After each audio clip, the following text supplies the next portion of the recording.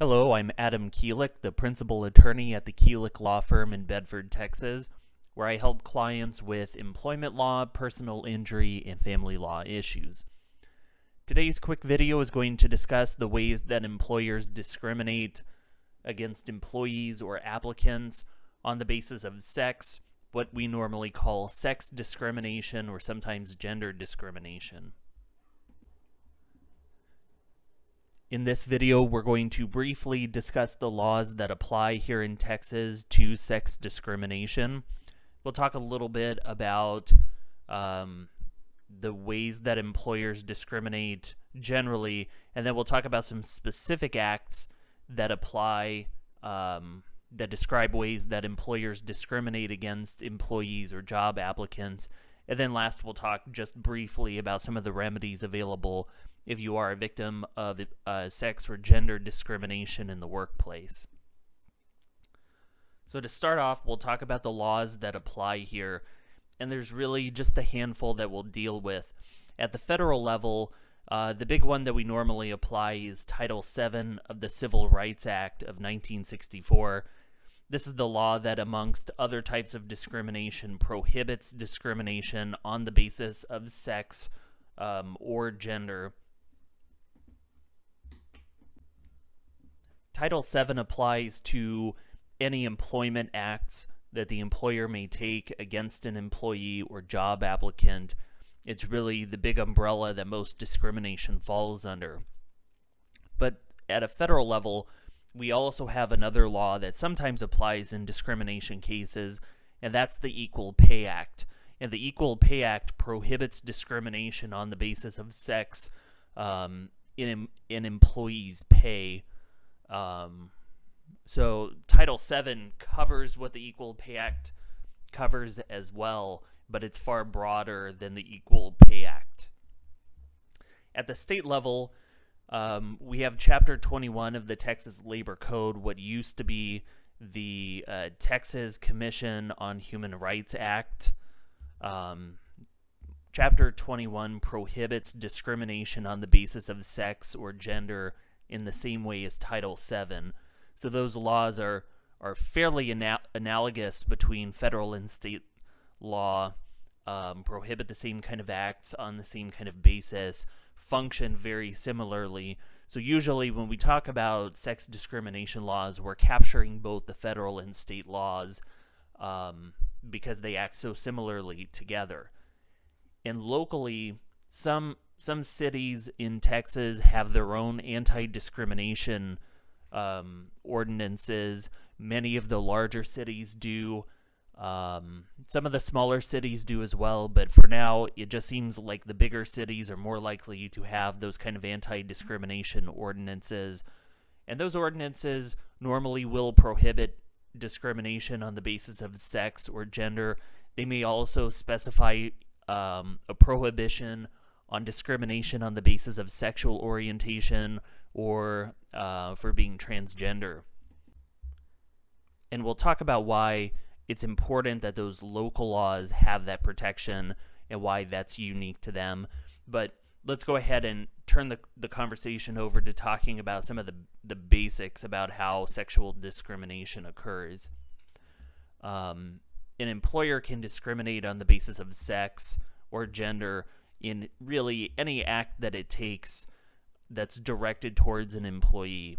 It's not just sex or sex-based contact, sexual assault, or sexual harassment. That's what most people tend to think about with the term sex discrimination, that it's harassment, women being propositioned at work or going into work where there's like very adult calendars up on the wall.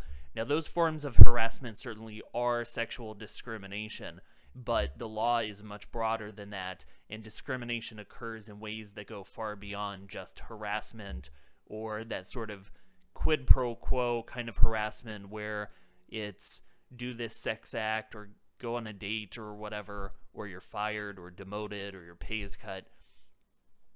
That just tends to be what people think of the most because it was sort of the first target of sex discrimination in the 60s and 70s, because it's arguably the most offensive to put somebody's job on the line if they won't perform some kind of sex act, but it's definitely not the only way that discrimination occurs. I feel like I've harped on that enough, so let's move on. For sex or gender-based discrimination, the basic rule is that it's discrimination on the basis of sex or gender. Typically, we look at the way that men are treated versus the way that women are treated, or vice versa in the workplace. And if one sex is being treated better than the other, that usually forms the basis for a discrimination complaint if whatever the employer is doing is something that can be considered what the law calls an adverse employment action. And we'll talk about some of those adverse employment actions shortly, but it's important to understand that it's not just like the boss walks down the hall and offered a woman a stick of gum but not a man. That's not going to give you a discrimination claim because it's not an adverse employment act. So you've got to have both of those components come together. Now, within the scope of sex discrimination, we also tie in these gender issues, and it can be confusing a little bit if you don't understand the difference between sex and gender and why both sort of fit into the law, both in the same way and in a different way. Sex really relates to your physical or biological state. You have a certain set of physical characteristics to your body that are identified by your anatomy, certain other characteristics that defines you as a biological man or a biological woman. Gender, on the other hand, is the way that a person fits into a particular role that's attached to that biological status. So it's men in pants, women in skirts. Think about those bathroom signs, right? Like, women, their sign has a dress or a skirt on it, but women might be wearing pants, right? So the degree to which somebody fits into these expectations for the gender, the way that they're supposed to behave and act and look and dress as it compares to their biological sex, those are related but also distinct issues. And so they're related because the gender role is attached to one or the other biological sex. But a person could be one biological sex and have a gender presence that isn't quite perfectly in line with the stereotypical expectations for that sex. For example, a man could be incredibly masculine, like super macho.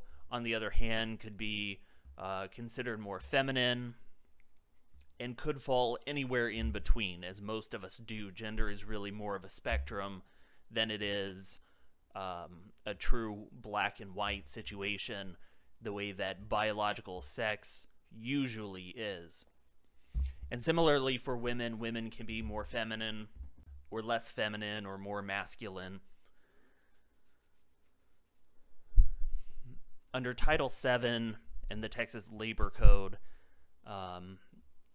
courts have said that these gender roles play into sexual discrimination because it's a way of discriminating against an employee or job applicant because of their sex by assuming that or applying these stereotypical gender roles to that person's sex. So, for example, a woman who maybe dresses in a less frilly or feminine manner and maybe has a more aggressive personality might be perceived to be outside of the gender stereotype for a woman.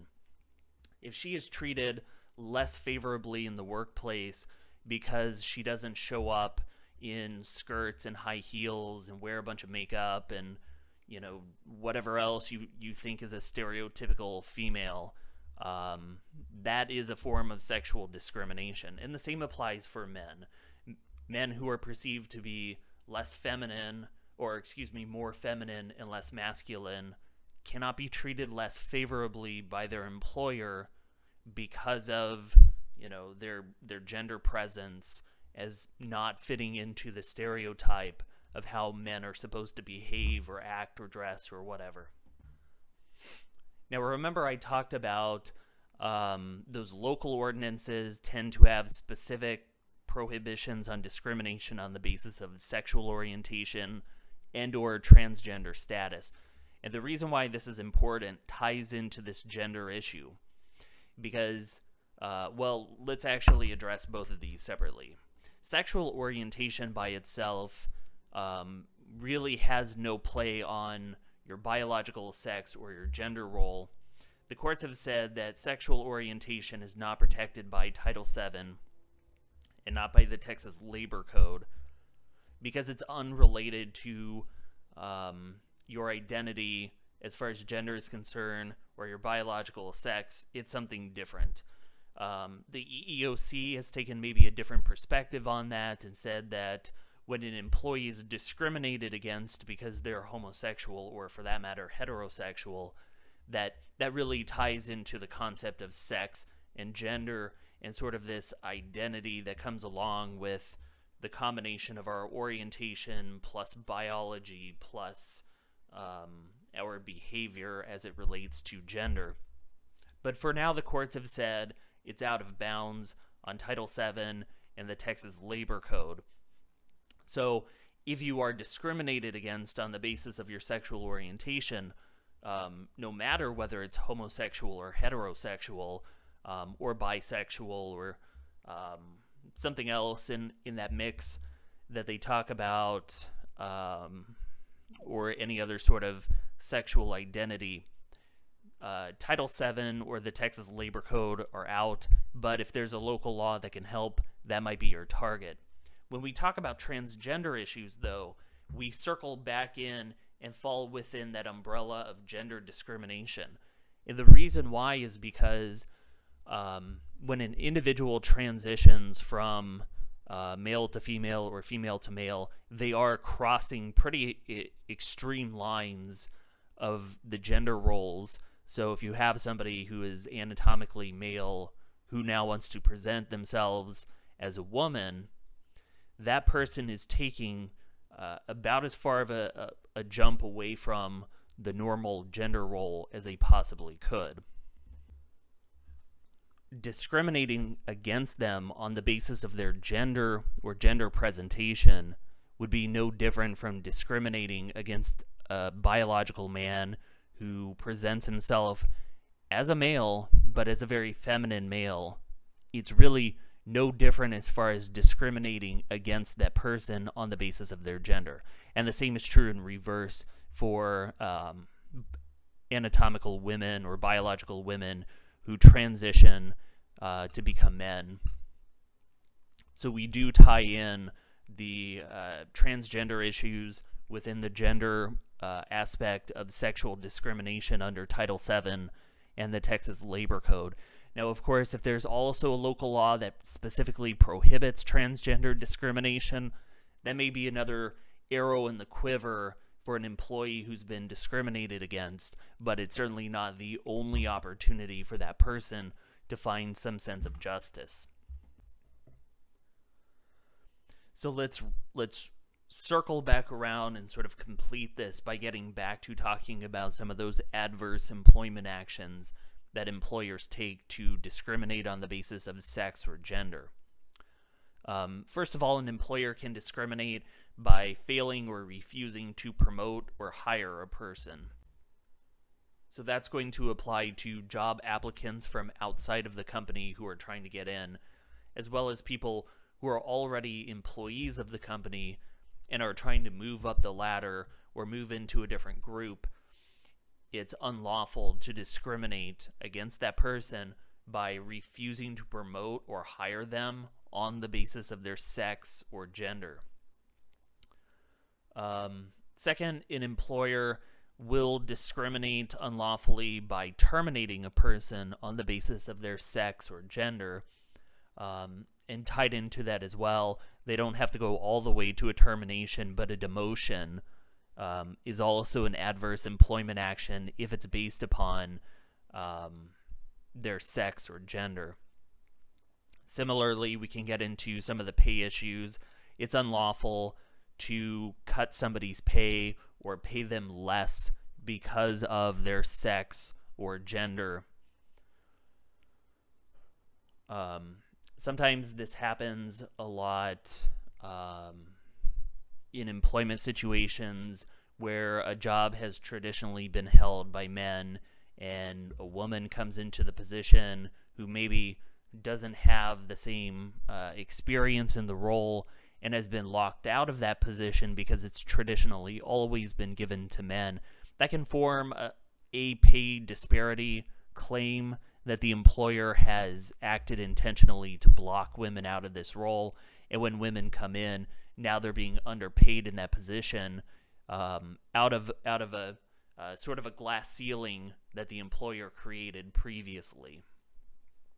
Beyond the pay issues, it's also an adverse employment action to transfer somebody to a less prestigious position, even if it's not a technical demotion within the company.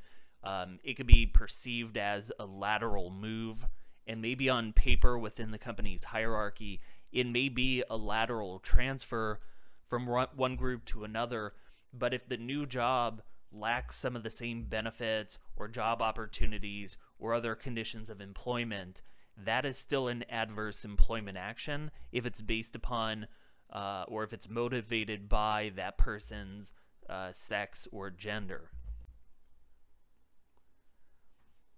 And the last really common type of adverse employment action is harassment. And we talked about that a little bit, but we'll talk a little more about it as well, that there's really two kinds of harassment that typically applies within sex discrimination claims. One is what's called a quid pro quo type of harassment, or tit for tat, if you will.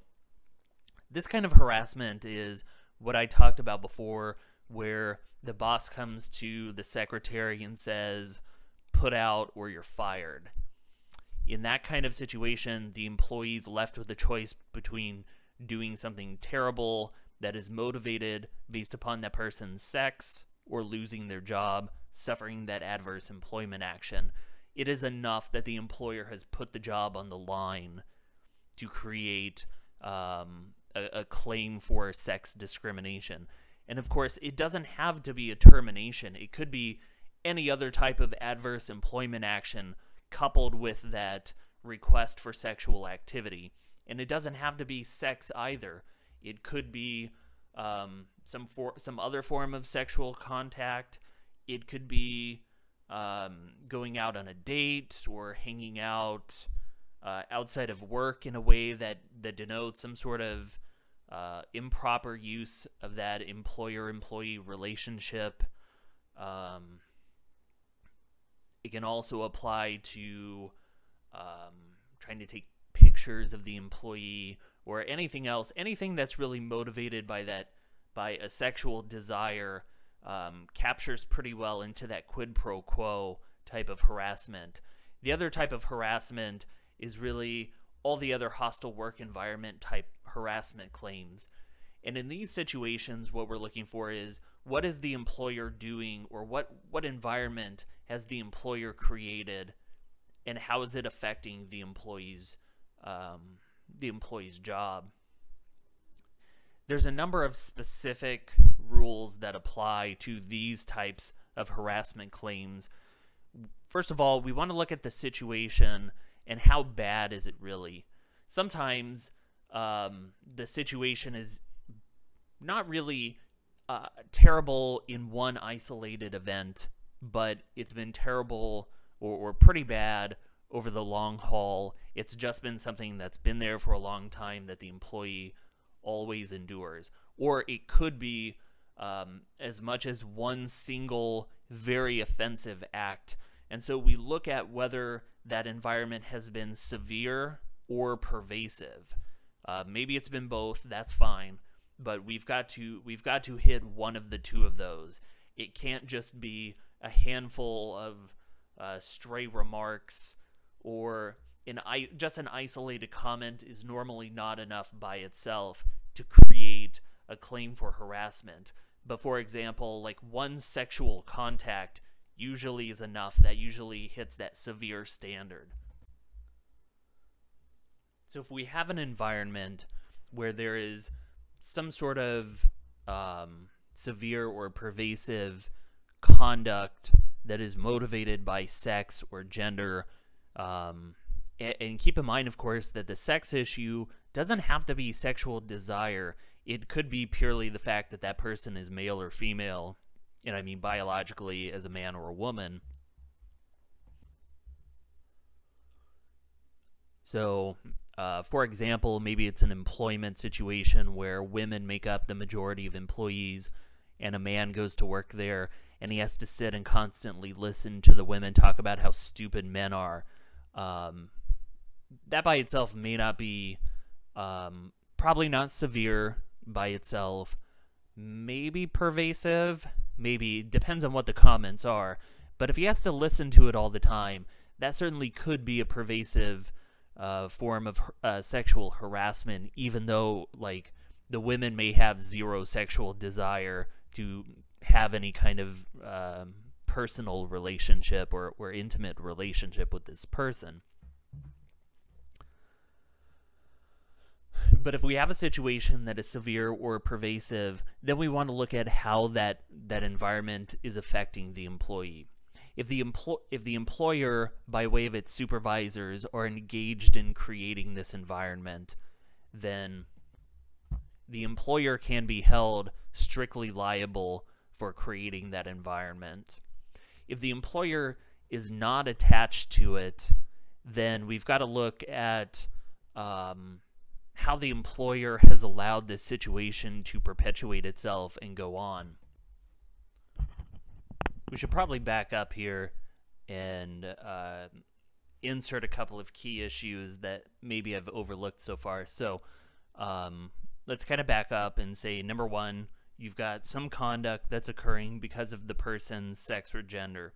Second, we talked about it has to be severe or pervasive. We should insert in there a third, that the conduct must be unwelcome. It has to be unwelcome personally to the employee that is suffering the harassment. And then secondly, it has to be offensive to a reasonable person. Like, it's not enough that somebody is very sensitive and like considers everything that happens to them to be unwelcome or offensive. Certainly that person has to find it offensive, but then a reasonable person would also have to find it offensive given the workplace. And that doesn't mean for a specific workplace, but just that an employee has to endure it in any kind of workplace. So then we get into the employer's liability. If the supervisor is involved in creating this harassment, the employer is going to be held liable unless the employer can prove that no tangible employment action came out of the harassment. And a tangible employment action includes any of these other adverse employment acts that we talked about, like a termination or demotion or pay cut, as well as that quid pro quo environment. So if the employer is like throwing out sexual comments all the time and then says, look, you have sex with me or you're going to be fired. You don't really need all that earlier stuff, but when you pair it all together, it makes a stronger case for harassment. But any of that will be a tangible employment action. Now, if there's no tangible employment action, that doesn't mean the employer is off the hook. The employer can still be held liable for harassment without the tangible employment action, whether the supervisor is involved in creating that unwelcome behavior, or whether it's employees or other people present in the workplace who are creating that environment.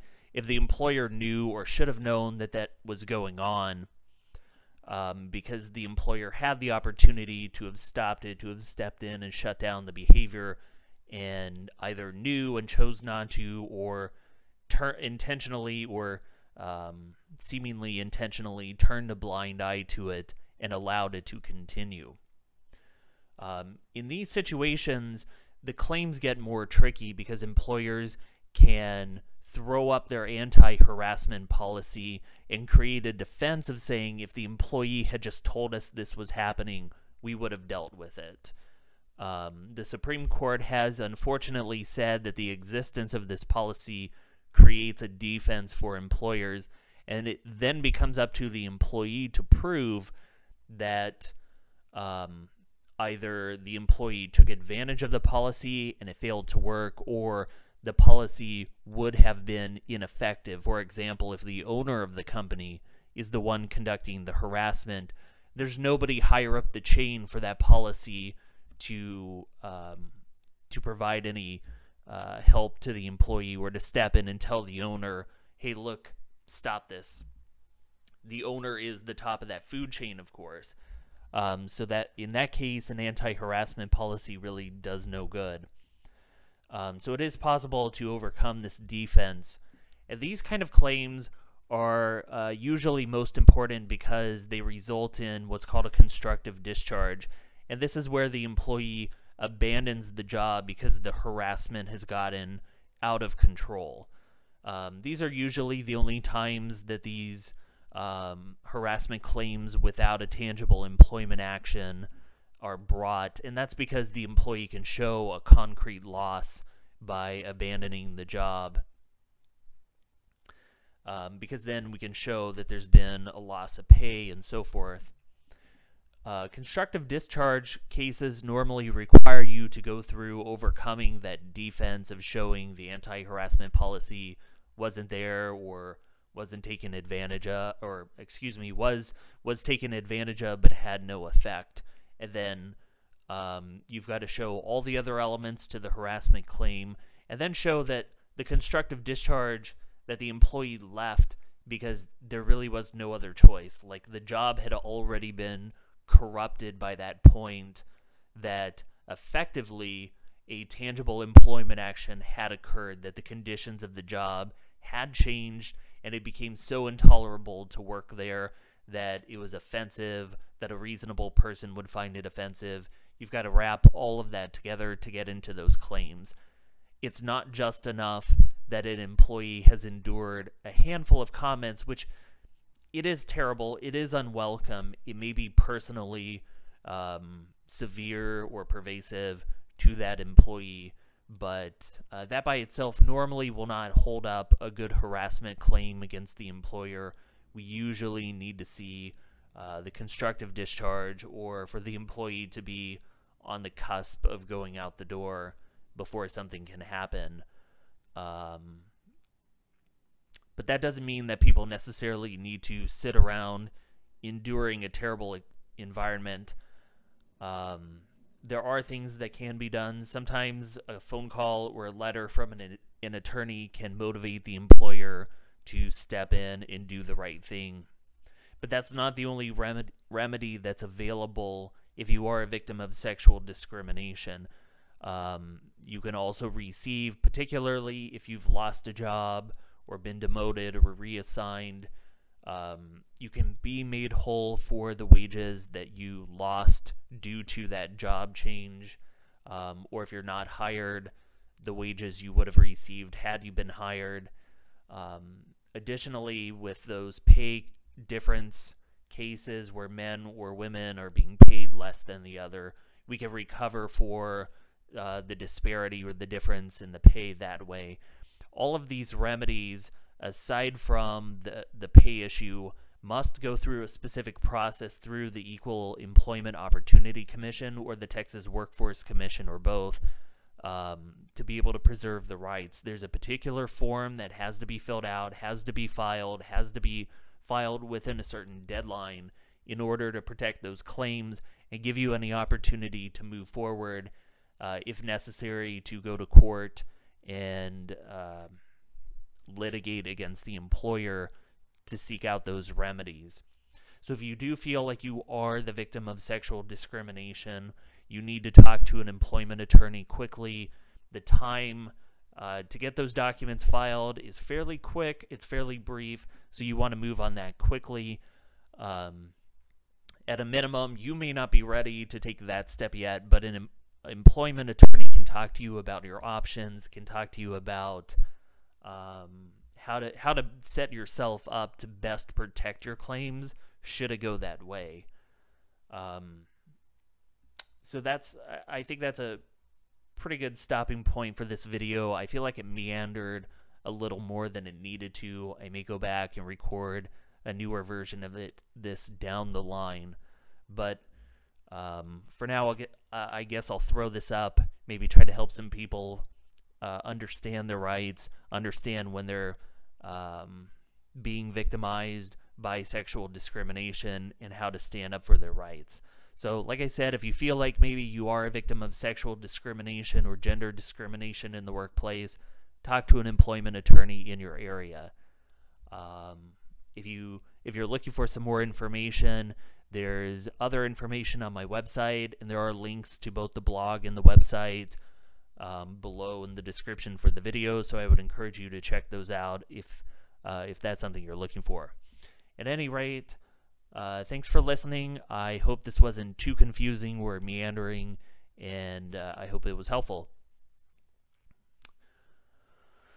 So again, thanks for listening, and I'll see you next video. Thanks.